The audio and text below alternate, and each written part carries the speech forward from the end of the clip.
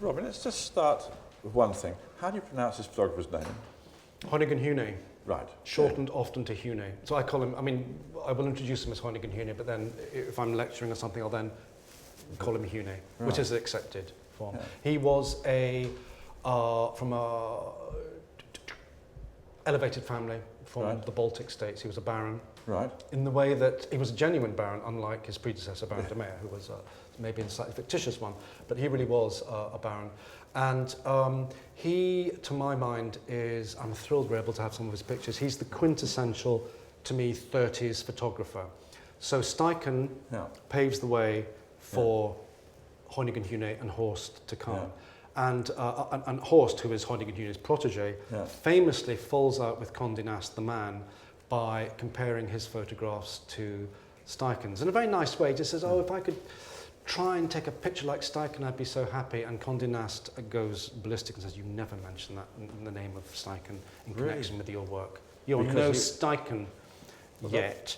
And that spurs Horst on, very harsh. But it's great to know that photographers were so, fast photographers were so valued by their employer, which is great. But Hoyningen-Huene is before Horst, and what I like about his photographs is that they look as if they are, taken on some swimming pool somewhere. Yes. And there's a diving ladder, and the sunlight is dappling through, and it's fantastic. Because it's not, because they're using 10x8 cameras a lot of the time, which Condé Nast insisted on, the man insisted on. Oh, he completely insisted, because he wanted to see all the detail. You couldn't really take it outdoors particularly. Oh, it's going to be cumbersome exercise. So Huene replicates these sort of maritime or sort of piscine scenarios within the confines of the studio. And I think that's, I'm not a very technical person, but I think the way the light falls on these and it mimics sunlight, I think it is absolutely exquisite. Yeah. And how you do that, how long it takes, I hate to think. So these guys are probably standing there, and ladies are standing there for hours till he gets that lighting right or what have you. But nothing I don't think is left necessarily to chance. I like the little figure that's popping up there and the sunlight hitting his It's head like at the a little melody, basically. It is like, exactly. It's almost musical notation, actually. Yes, I thought that the other day. It doesn't look like it's strange things when I work, when I'm taking a photograph, I'm waiting for it to look harmonious. Yeah. So I tend to think of it in terms of sound. Music. And that's very much the case within this. That is a perfect example of that, absolutely. It even looks like a musical stave, doesn't it? With the, I think he's wonderful. And of course we have the other famous Huene one, other end of the gallery, the bathers, again, similar sort of thing. The sunlight hitting the back. Of course, it's not sunlight at all, it's studio lighting. I think it's extraordinary. And I think I'm right in saying the Paris Vogue studio is a proper studio, four white walls. There's no overhead light or anything, I don't think. I think it was literally, no doubt, I think it was literally a box. Box, really? Yeah. Okay. And when did the Vogue stop having studios? Because I started working Vogue in 94-ish. But there was no studio then. We weren't told, you can use the Vogue studio. But no, I think relatively late. I think I'd be guessing at the actual year, but I think the 70s, late 70s, possibly. And where you had your studio before in Bruton Place was a satellite studio because was it yours or was it? Sorry, I may have got that completely wrong. Was it Bruton Place or Bruton Mews? I was in Bruton Place. In Bruton Mews, I think behind you there was another satellite Vogue studio which is still there, and it has these two windows, daylights, and you can see it in photographs of Beaton and up to Bailey. But the main Vogue studio was actually on top of Vogue House, the sixth floor of Vogue House. I think that closed in the late 70s. Really? What's there now? Digital. Yes, that's where the digital people are. So, it all goes in full circle. Yes. But America had its studio, Paris had its studio. But in those days, you very rarely saw photographers going outside. Yeah. Steichen, of course, below is an exception. He goes onto a yacht in New York Harbour, but didn't happen very often at all. Isn't that where Munkacsy comes in? Yes, of course, you're talking about, see, Munkacsy does it for Harper's Bazaar about 1934, about the same time as these. But Condé Nast does not want his garments photographed outside because they're going to look ungainly, they're going to look... Really? Whereas Moncax's photographs, the clothes are slightly... well, they're slightly overlooked because all you see is this billowing thing, but the photographs are fantastic. Yeah. But interestingly, Condé Nast didn't try and replicate what Carmel Snow was doing at Bizarre with these outdoor beach photos. So Condé Nast sounds quite hands-on, sort of. Much more than I thought. When I started this, I assumed he would be some bean-counting, abacus-toting figure counting the profits. But in fact, he had a very, very big say in the aesthetic.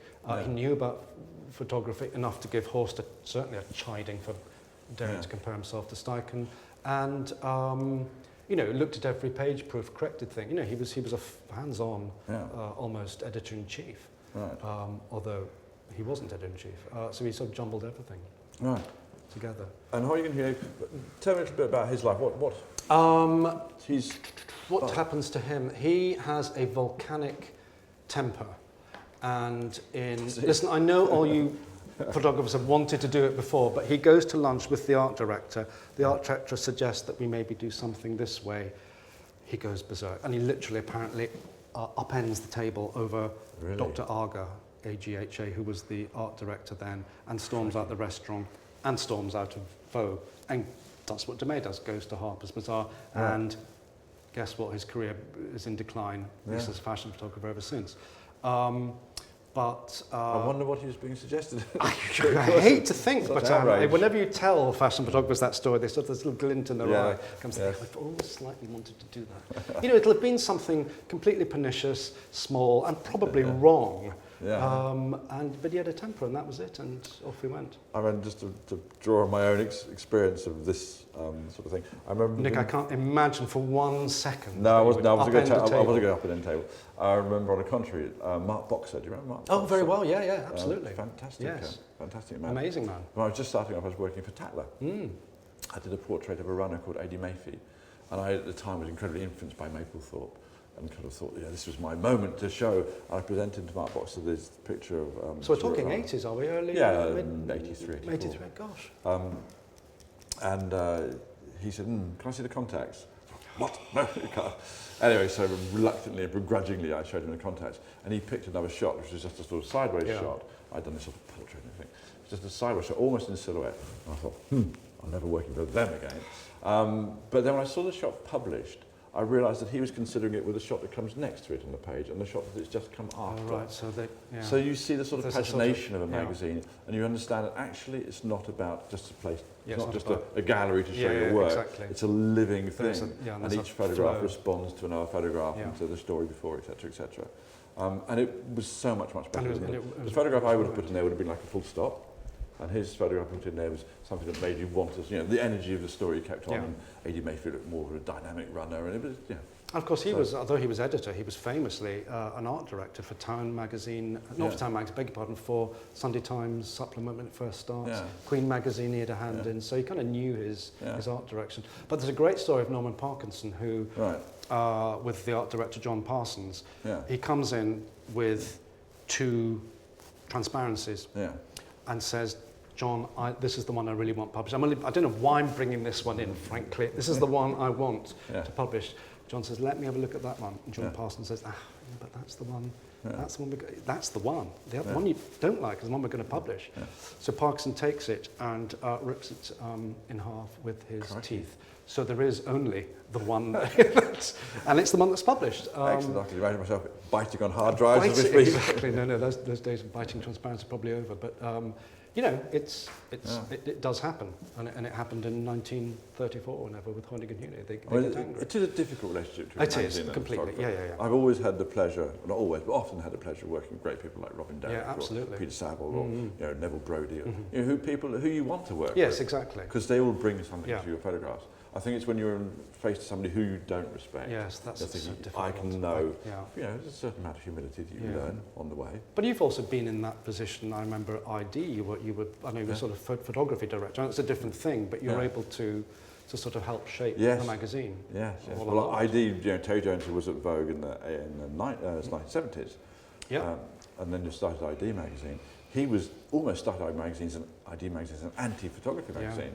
he was very much like, I'm fed up with Bailey telling me he has to have a key line around each picture, I'll have a machine doing and then etc. Yeah. So it was but I found that antagonism quite enjoyable. That sort of comment, I'd sort of try and prove him wrong. Yeah. So well, that's good. I mean, that's relationships work in funny ways. Well, I was Robin Derrick's picture editor. Right. I tended to do a lot of the art stuff rather than, very little to do with fashion. But he was, I learned so much from working with him. He was fascinating and very, it's nice to be able to say this actually on film almost, that he was very giving in his knowledge about photography, the way things worked, and giving advice. He was very, the antithesis of what I thought an art director would be, much more friendly, open and willing to listen. And I learned so much from him. Yeah, well, I mean, obviously, I worked with Robin for a long time, and absolutely. Many projects for Vogue, and some of the most enjoyable ones and the biggest ones, and all those. He would come so full of ideas and references. How about this? Look at this, but always completely open to doing it a different way. Actually, kind of wanting me to sort of say, well, that's great, but let's try this. Let's do something else. And that works. There was a relationship that worked. I think that's very important for creating a relationship. I never laughed so much. I did 2 books with Robin, and we just had Unseen Vogue and People in Vogue. I mean, such a lot. He is very, very funny. Yeah, I really enjoyed working with him. And we strayed slightly from Robin Derrick for a minute. We should conclude a little bit historically on him. How did he finish his days? Finished his days as, I think he more or less gave up on photography. I think he was very influenced by the sort of Hellenic narrative. So he loved pillars and Greek ruins and so on. So he does a couple of books, I think, on Greek ruins. Right. And then he was very friendly with George Cukor, the film director. Right. So George Cukor hires him for a lot of his films as a colour consultant on his movies, which for a man that never showed a colour photograph in Vogue or indeed anywhere else, I don't think, is extraordinary. He was absolutely monochrome, but always black and white for Vogue, apart from the covers maybe. So that's how he ends his days in Hollywood. Right. And dies, I think, in 1976 maybe, before, and his reputation, is more or less forgotten as a photographer by then. Really? But he was, we should move on to Horst next. Yes. Horst was his boyfriend sometimes. I think that's, yes, exactly. Right. Slightly unspoken, but I think he was. Certainly the word protege tends to be used in that sort of rather sort of euphemistic way. But yes, and Horst learns everything from Huene, and less volatile, much more charming, and has a glittering career.